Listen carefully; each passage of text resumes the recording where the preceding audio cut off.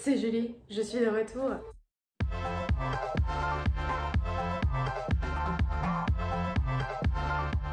Aujourd'hui avec ma série de Vénus à travers les signes.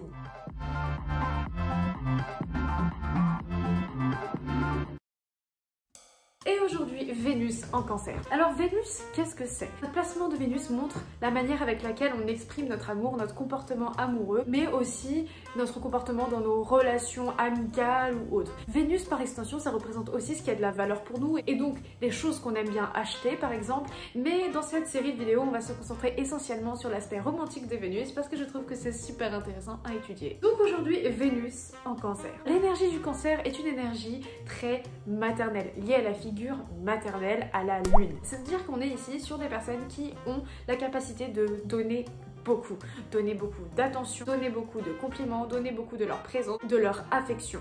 Dans leur comportement amoureux, ils adorent cuisiner pour l'autre personne.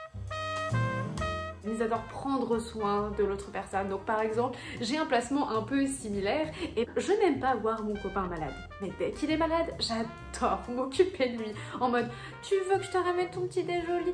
Attends, laisse-moi mettre ta crème. Tu vois ce que je veux dire? C'est typique de ce placement. On est sur une approche très maternelle, très affectueuse. Ensuite, comme je t'ai dit, le Cancer est lié à la lune. Et la lune est associée en plein de façons à l'intuition. Et ici, on est sur un placement qui est très intuitif, qui a la capacité de sentir quels sont les besoins de la personne qu'il a en face de lui.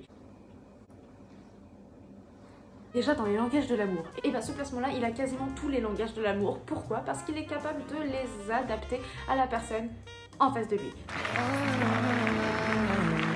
Et il ne se force même pas en fait, c'est simplement parce qu'ils adorent prendre soin de la personne qu'ils aiment. C'est en grande partie pour toutes ces raisons-là qu'il doit savoir qu'il a tout ça à donner. Et donc par conséquent, il doit choisir des personnes qui sont naturellement déjà ouvertes émotionnellement et qui sont à l'aise avec l'idée de communiquer librement leurs émotions. C'est-à-dire que s'il se trouve dans une relation où la personne est froide ou pas à l'aise avec ses émotions, et bah du coup ça risque de créer une distance en fait. Parce qu'ici on parle du crabe. Et pourquoi le crabe a été choisi? C'est pour représenter le fait qu'il y a quand même une armure à l'extérieur. Si le Vénus en Cancer se trouve face à une personne qui n'est pas à l'aise avec ses émotions, elle peut avoir tendance à se fermer, à devenir froide et donc à créer cette déconnexion avec l'autre personne.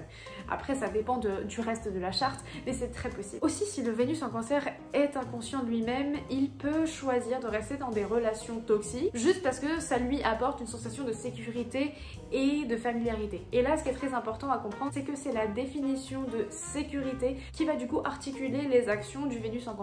C'est-à-dire que si pour lui la sécurité c'est une personne violente, etc., et ben elle peut choisir de rester. Tu vois ce que je veux dire? Alors que si sa définition de sécurité c'est quelqu'un de très compatissant, et ben elle va choisir de rester.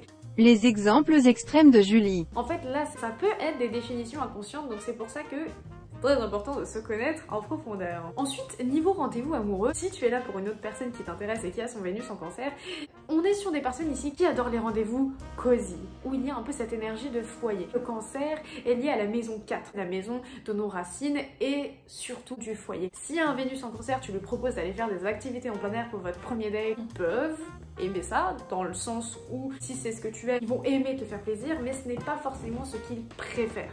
On préfère largement aller regarder un film en étant dans un plaid ou juste passer du temps avec toi dans un endroit calme où vous pouvez discuter, vous pouvez vraiment avoir cette connexion émotionnelle directe par vos deux présences. Aussi, ce qui est intéressant avec ce placement, c'est que si jamais le Vénus en Cancer est un peu inconscient de lui-même et de son émotivité, de sa sensibilité, et qu'il ne sait pas l'utiliser consciemment et à bon escient, il peut choisir de ne pas dire quand quelque chose ne va pas. Donc c'est-à-dire que l'autre personne peut sentir que le Vénus en Cancer est devenu froid, un peu distant.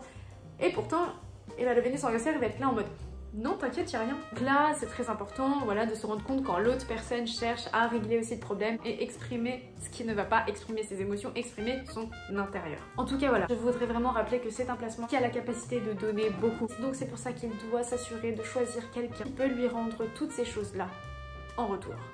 Ok? Bon voilà, j'ai terminé. Donc si t'as envie de me soutenir, je me suis créé une petite page Tipeee. Et ensuite, si t'as aimé la vidéo, n'hésite pas à mettre un petit pouce bleu et à t'abonner. Comme ça, tu ne loupes pas une de mes prochaines vidéos. Et ensuite, jusqu'à la prochaine vidéo, bisous.